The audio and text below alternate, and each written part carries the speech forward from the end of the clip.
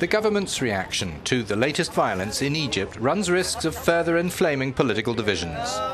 Little hope remains that the generals who ousted elected President Mohammed Mursi 6 months ago might knit society back together.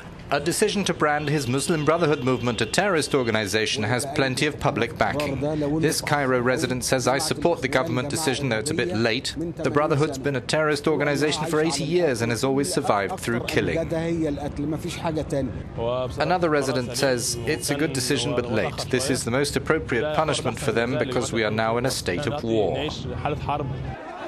Yet while many Egyptians approve the crackdown on the group, the Muslim Brotherhood says it remains committed to peaceful resistance. At the same time, being labelled a terrorist organization pushes the brothers deeper underground. But they have only ever been half legal at most, banned in the late years of former President Mubarak's rule. Its followers, however, were able to participate in elections with candidates running as independents. Their organization grew strong enough to win the first free elections after the end of the Mubarak regime, making Mursi president.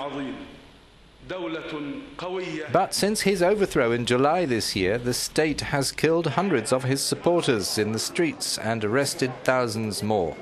Mursi and other top Brotherhood leaders last week were charged with terrorism and plotting with foreign militants against Egypt. They could face the death penalty. Here, their defenders chant, "Down with the military judges."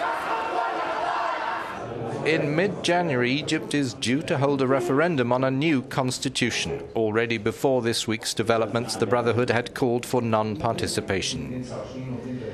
With their designation as a terrorist organization, many fear that hardliners could get the upper hand inside the movement.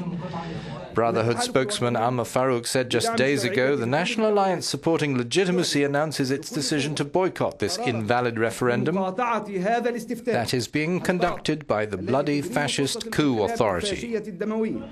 The referendum is to be followed by parliamentary and presidential polls, with Army Chief Abdel Fattah al-Sisi widely tipped to win if he runs and if Egypt does not spiral out of control.